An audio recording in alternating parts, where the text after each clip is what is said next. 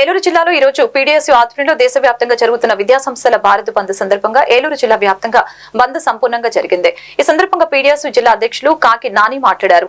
దేశవ్యాప్తంగా విద్యార్థుల భవిష్యత్తును అంధకారంలో ఉంచిన కేంద్ర మంత్రి రాజీనామా చేయాలని డిమాండ్ చేశారు. అదేవిధంగా నీట్ పరీక్షను తిరిగి విద్యార్థుల భవిష్యత్తు కోసం నిర్వహించాలని విజ్ఞప్తి చేశారు. ఏదేమైనప్పటికీ దేశవ్యాప్తంగా ఉన్న విద్యార్థులు భవిష్యత్తు కాపాడేందుకు ప్రభుత్వం వెంటనే తగు చర్యలు తీసుకోవాలని డిమాండ్ చేశారు.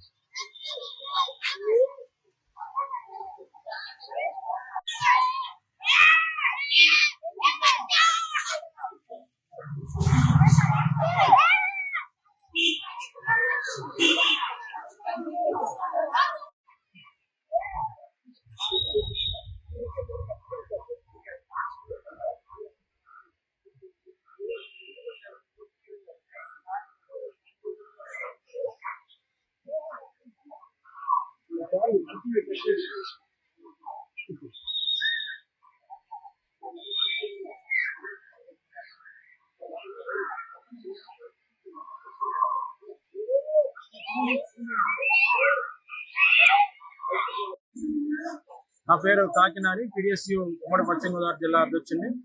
దాదాపు 13 లక్షల మంది విద్యార్థుల భవిష్యత్తులో ఈ రోజు కేంద్ర ప్రభుత్వం చెలగాటం ఆడుతా ఉంది. 2024లో నిర్వహించినటువంటి నీట్ ఎగ్జామ్ లో పెద్ద ఎత్తున అవినీతి జరిగింది, పేపర్ లీకేజ్ అని చెప్పి తల్లిదండ్రులు విద్యార్థులు ఆందోళన చెందుతా ఉంటే కేంద్ర ప్రభుత్వం తూతు మంత్రంగా 7 మ్యాన్ కమిటీ వేసింది. ఆ 7 మ్యాన్ కమిటీ కూడా కేంద్ర ప్రభుత్వ ఆధ్వర్యంలో నడిచేటువంటి ఒక తొత్తుగానే ఈ రోజు మారిపోయిన పరిస్థితి కనబడుతూ ఉంది.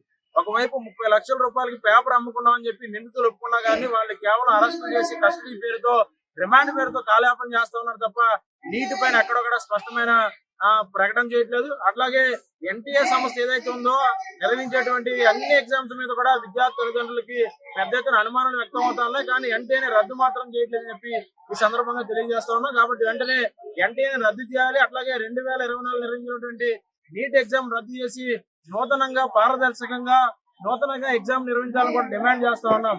అట్లాగే ఒక సెంటర్ లో రాసినటువంటి 8 మంది విద్యార్థులకి 720/720 రావడం ద్వారా ఈ రోజు తల్లిదండ్రులకి పెద్ద ఎత్తున అనుమానాలు వచ్చాయి. అట్లాగే దేశవ్యాప్తంగా కూడా 69 మంది విద్యార్థులకి 720/720 రావడం అనేది పెద్ద ఎత్తున అనుమానాలు కలిగిస్తా ఉంది.